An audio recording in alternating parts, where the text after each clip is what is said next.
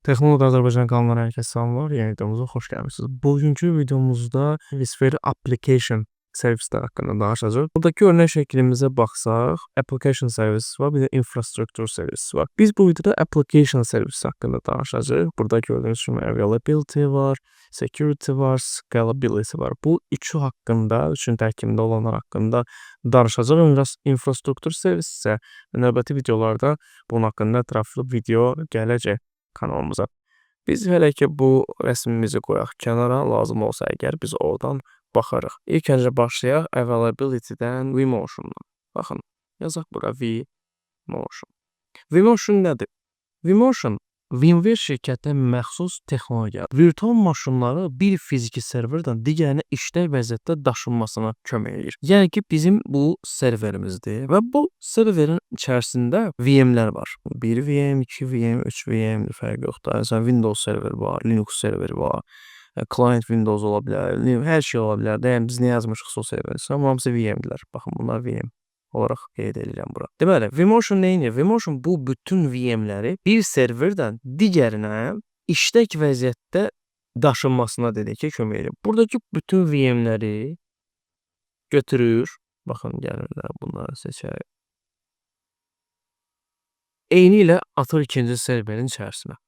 Heç bir dəyişiklik olmadan, heç bir itki olmadan. Və bu proses gedən zaman virtual maşın işləməyə davam edir və istifadəçilər hər hansısa bir kəsinti hiss etmirlər. Çünki biri var, məsəl üçün, normalda fikirləşə bilərik ki, server daşınır, sistemdə pauzalar ola bilər falan. Xeyr, vMotion texnologiyasından VM-lər köçürüldüyü zaman heç bir kəsinti yaşamır. Bunu gəlin yadımızda saxlayaq. Bu bizim vMotion texnologiyamız idi. Gəlin indi baxaq Storage vMotion texnologiyasına. Bu da deməyimə ehtiyac yoxdur. Başından bilinir V hərfindən ki, bu da VMware-ə məxsus bir texnologiyadır. Bu texnologiya isə burada da gördüyünüz kimi virtual maşının işlək vəziyyətdə ola storage-indəki, yəni storage device-nin içindəki faylları birindən digərinə daşınmasına təmin edir. Və bu proses isə bir server daxilində ola biləcək prosesdir. Yəni bu digərlərini əhatə eləmir, sadəcə bir server daxilində. Yəni bunu qeyd kimi burada özümüz üçün götürək. Bunu necə başa düşək? İndi çəkəcəm, aydın olacaq. Baxın, deməli bu bir serverdir və bu serverin içərisində ESXi var. ESXi quraşdırılıb əməliyyat sistemi olaraq. Və təbii ki, bu ESXi-nin içərisində də data storelar var. Baxın, bu bir data store deyək. DS1 qoyuram adını. Bu da DS2 olsun, data store. Bundan ayrı-ayrı disklərdir. Bir kompüterimizdəki disklər, disk 1, disk 2. Elə fikirləşin də, normal Windows-umuzda olan. Deməli, bunun içərisində işləyən də VM var, bu VM-dir. Bu VM-in ruhu incimədən, yəni konkret VM-in heç nə xəbəri yoxdur. VM-i işlədənlərin heç nə xəbəri olmur. Məsələn, bu VM-in içərisində Windows server quraşdırılıb. Bunun içərisində yazaq Windows server. Və Windows serverdə şirkət aktiv olaraq istifadə edir. Storage vMotion olan zaman bu VM bu data storedan digər data store-a keçir və VM yenə də aktiv şəkildə işləməyə davam edir. Və bu VM-i işlədənlər Windows serveri də qaldırıblardı, deyək ki, bunun içində. Adam DHP serveri var da bunun içində. Yəni, bilim, DNS serveri var, hər nəsə. Bu server işlədən adamların heç bir ruhu incimir ki, bu server harasa köçdü. Bu Storage vMotion özəlliyi budur. Heç bir kəsinti olmadan server daxilində ESXi hostu üzərinə örnək verdim. Server daxilində bir data storedan digər data store-a VM-i köçürtmək. Prosta istifadəçidə heç bir şey hiss eləmir. Elə bilir ki, normal ilə o istifadəçi Windows serveri, məsəl üçün, DHP servisini istifadə edən adam nə bilir, arxada nə dönür, nə kim hardan nə götürür, reynir. Bu servisdən istifadə edən adi, məsələn, istifadəçi nə bilsin, hansı nə hardadır, bu VM-dədir, o VM-dədir, ona fərq eləmir də. Bu DHP serverini istifadə eləmək istəyir. Kompüteri var, adam request göndərir, DHP-dən IP-sini alır, götürür. Yəni onun maksimum buradan istifadəsi budur. Arxa planda dönən heç bir prosesdən xəbəri yoxdur və bir axsama durumu da olmur deyə adam heç bir şey hiss eləmir. Davamlı adam DHP servisindən istifadə eləmiş olur. Bu da Storage vMotion-un özəlliyidir. Yəni Storage vMotion bunu bizə verir. Üçüncü isə danışırıq biz High Availability-dən, yəni HA-dən. Bu nədir? Fiziki serverdə bir xəta olanda və planlanmamış kəsinti baş verəndə virtual maşınların avtomatik olaraq başqa bir ana serverə daşınmasına kömək edən texnologiyadır. İndi isə izah eləyək ki, bu vəziyyət necə baş verir. Dediyimiz kimi yenə burada bizim bir serverimiz var.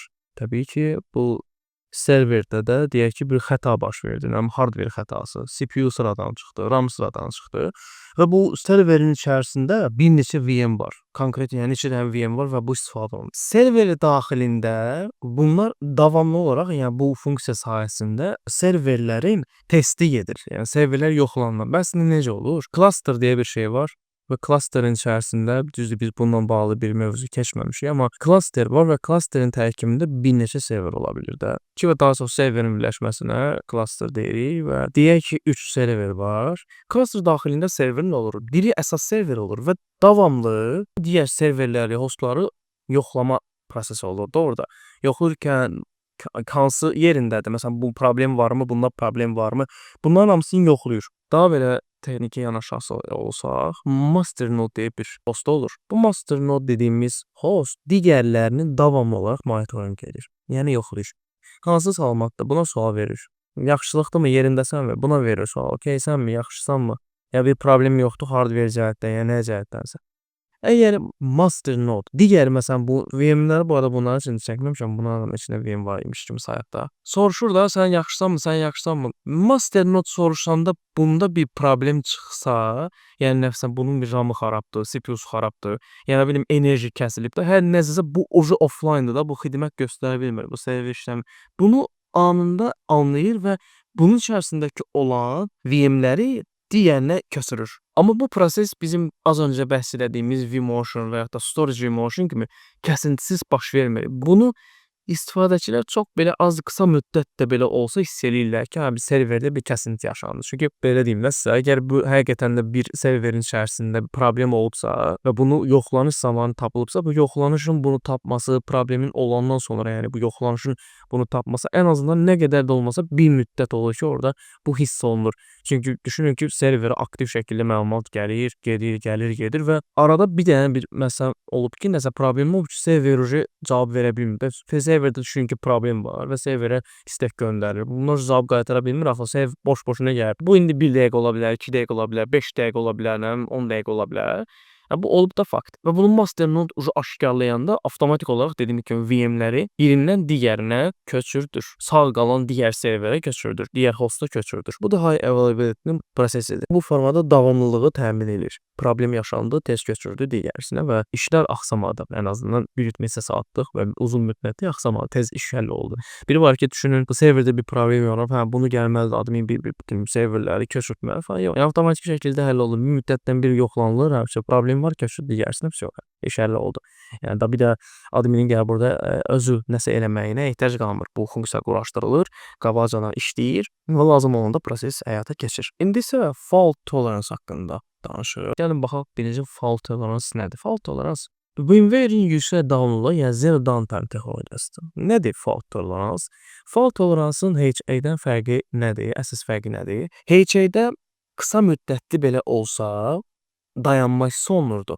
Amma fault tolerance-da bu hiss olunmur. İndi gəlin baxaq görə niyə fault tolerance-da kəsinti hiss olunmur? Çünki fault tolerance işləmə prinsipi necədir? Baxın, deməli serverdir, ESXi hostdur da bu. İçərisində də bunun VM-lər var. ESXi-də və içərisində VM-lər var. Bir VM eyni zamanda iki halı olur da bir VM. Biri primerdir. Primer hansıdır? Hansı fakt ki bu serverin içərisində işləyən primer sayılır, ana VM sayılır. İkincisi də olur secondary. Bu secondary isə ikinci fərqli bir ESXi hostda olur. Bir dənə də çəkək. ESXi. Eyni bu VM, baxın bu VM eynisi. Burada da işləyir. İşlədiyində kopyası burada da olur.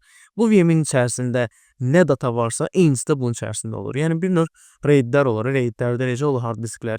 Kopyası birinin içində olan digərinin içində də olur və sıradan çıxma halında eyni məlumatlar ikincisindən təzədən davam edir. Heç bir məlumat hissə olmur. Eynən də burada da belə bir şeydir. Primary olur, secondary olur. Primary təbii ki, normal hallarda işləyir öz üçün. Əgər hostda bir problem yaranarsa, bu host getdi işlə xarab oldu. Hər hansısa bir hardverində problem yarandı, həm RAM-ı yandı, həm hər nəsə də başına bir iş gəldi. Tokdan çəkildi, söndü. Bu zaman anında, yəni bir mikrosaniyə, hətta bir milisaniyə keçmədən bu proses ötürülür bütün hər bir şey ikinci host. Yəni bunun içərisində də olan bu VM-dən istifadə edən heç kəs tutmur söhbəti ki, bu VM-də nəsə bir hadisə baş verir. Çünki an bütün datalar eyni ilə köçürülür bura. Secondary-də də var. Nə gəlirsə hamısı buna gəlir. Nə gəlirsə buraya. Bu sıradan çıxdığı anda avtomatik bu başlayır qüvvəyə minməyə. başlayır işləyir və heç kimin də heç nədən xəbəri olmur. Qısaca necə başa düşün? Fault tolerance bir dənə main server yaradır. Main server yaratmır. Main server olur fault tolerance. Bir dənə də rezerv server olur da. Rezerv. Eyni şeyi backup elə sanki eləyir. Maindən davamlı olaraq rezerv atır. Davamlı nə təzə məlumat yada atır bura. Bir dənə də problem oldu. Bu sıradan çıxdı. Başlayır bu iç serverçidən hər şeyi davam elətdirməyə və heç bir kəsinti də olmur. Gəldik data recovery-yə. Data recovery nədir? Data recovery-də VMware vSphere data recovery-dir. Qısaca yazılanda da elə VDR olaraq yazılır. VMware data recovery olaraq oxunur. VDR nə edir? Çox əslində sadədir bunun işləmə prinsipi. Bildiyimiz backup və restore temasıdır.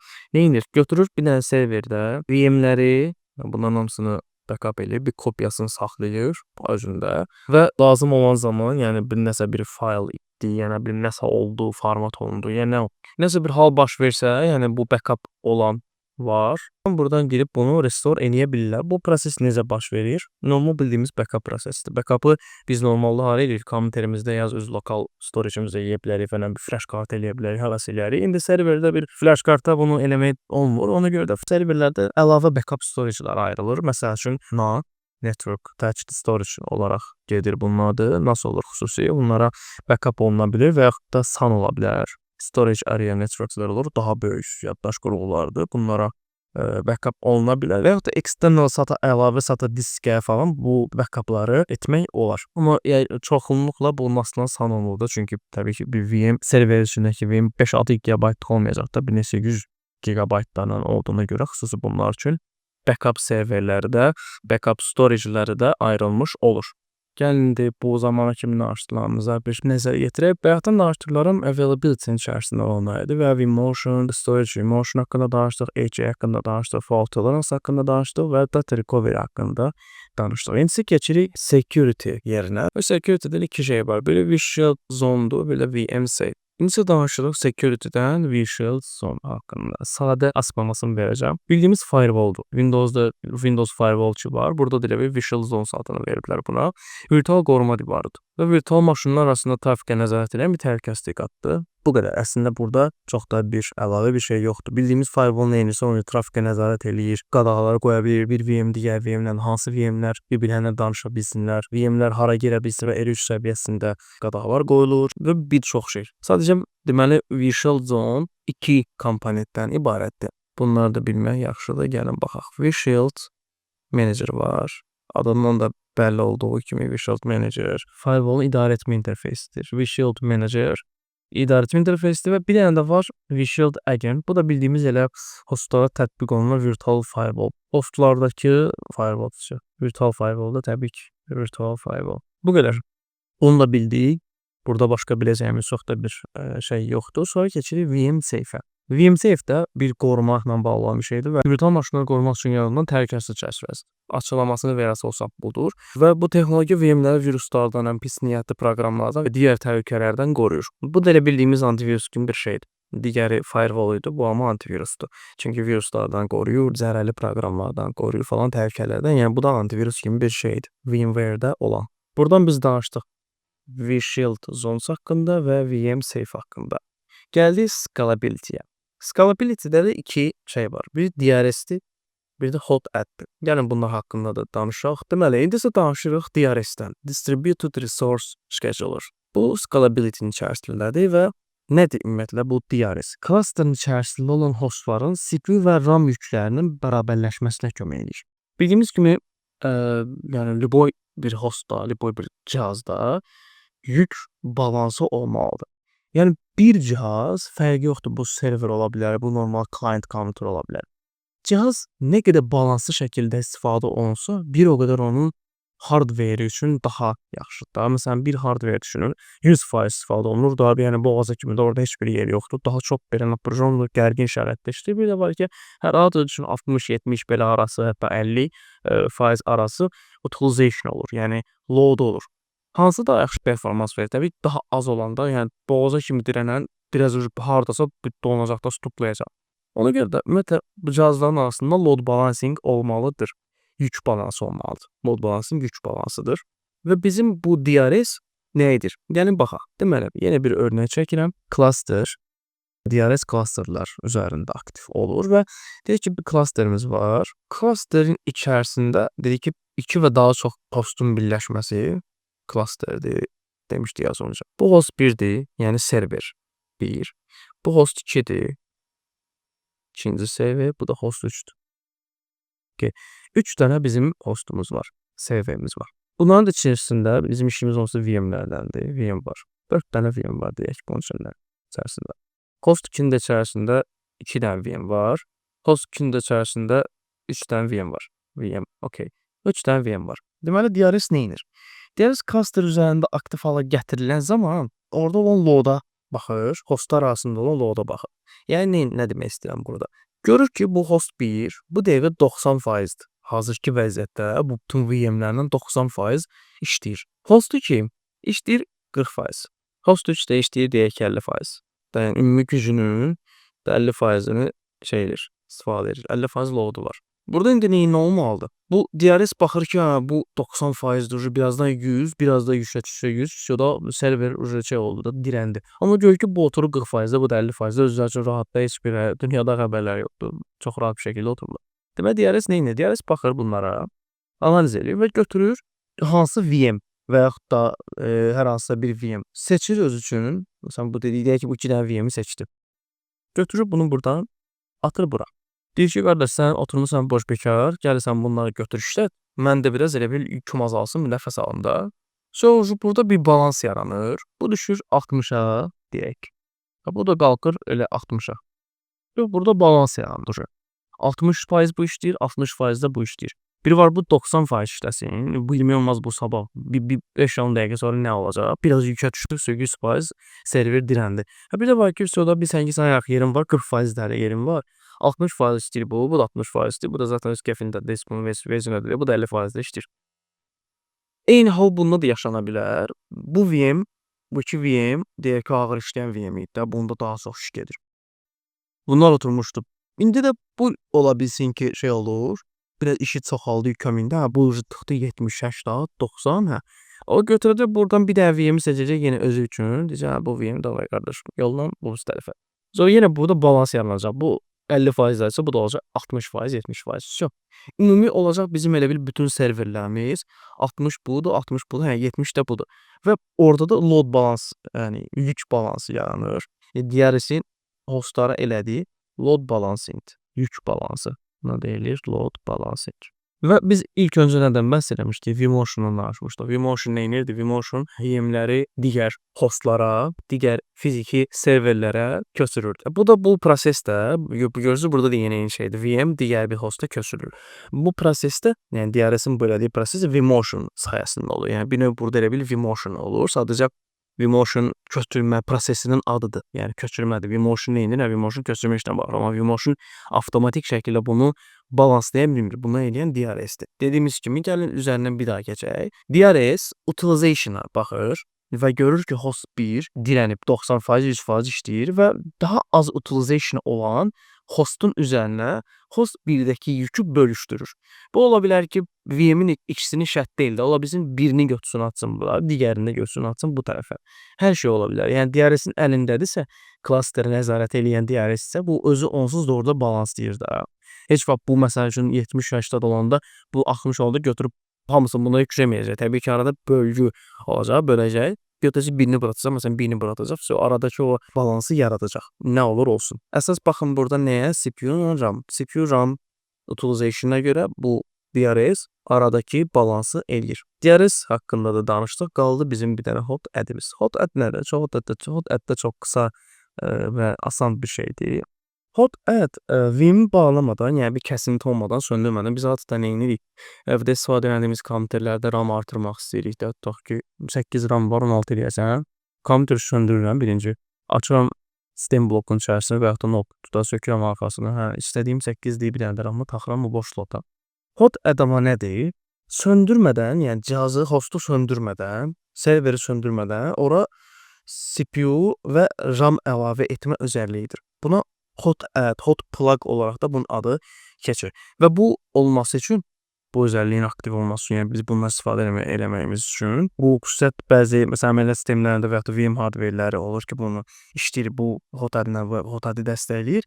Bu olanlarda hot plug ya da hot add dəstəkdə, yəni support özəlliyi olur və biz bunu enabled eləməliyik. Açmalıyıq ki, bu özəllik dəstəklənsin. Bu disable olsa biz bunu eləməyəcəyik. Təbii ki, bu bir özəllikdir. Və bu sayəsində biz bu özəlliyi əgər açsaq, biz bunun sayəsində biz serveri, hostu söndürmədən, VM-i söndürmədən, power off eləmədən biz ona CPU-na RAM əlavə edə bilərik. Yəni dinamik olaraq orada artış olur da. Bayaq məsəl üçün 100 idsə, RAM-ı indi elədim 200. Əlavə elədim oldu 200. Hot add-in işi budur. Yəni dediyim kimi bizim normal kommiterlərimizdə bu təbii ki, birinci biz söndürməliyik kommiteri, ondan sonra əlavə eləməliyik. Amma yox, bu serverlərdə virtual müddətdə yəni şey eləmir. Bu özəllik sayəsində, hot add özəlliyi sayəsində bu dediyimiz anlıq upgrade mümkündür.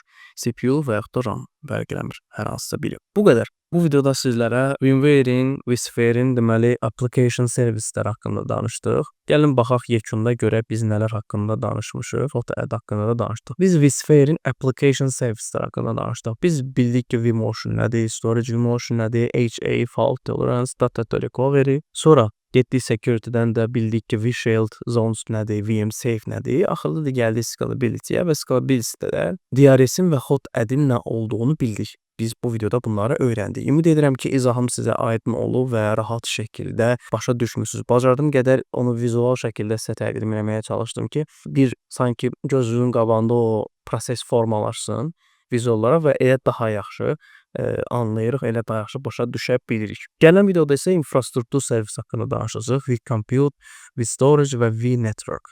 Bunlar biraz daha geniş mövzulardır. Ona görə bunu bu videonun içərisində dediyim kimi az öncə də sığdırmaq istəmədim. Burada gördüyünüz kimi ESXi var, DRS, DPM var, Memory over Commit, VMFS, Team Provisioning, Storage IO Control, Distributed Switch və Network IO Control biraz daha dərin mövzulardır. Ətrafında biraz danışacağımız mövzular olduğu üçün bunu növbəti videoya saxlayıram. Belə, dostlar izlədiyiniz üçün təşəkkürlər. Bu videodan da bu qədər. Ümid edirəm ki, izahım sizə aydın olub. Videonu əgər bəyənsəz bizə bunu like ataraq bildirə bilərsiniz və yaxud hər hansısa bir fikriniz varsa, bunu bizimlə şərhlərdə bölüşməyi unutmayın. İstədiyiniz hər hansısa bir videoda olsa, bir mövzu olsa, onun haqqında da video çəkməyim üçün mənə şərhlər bölməsində bildirə bilərsiniz. İzlədiyiniz üçün təşəkkürlər. Yeni videolarda görüşənədək hələlik.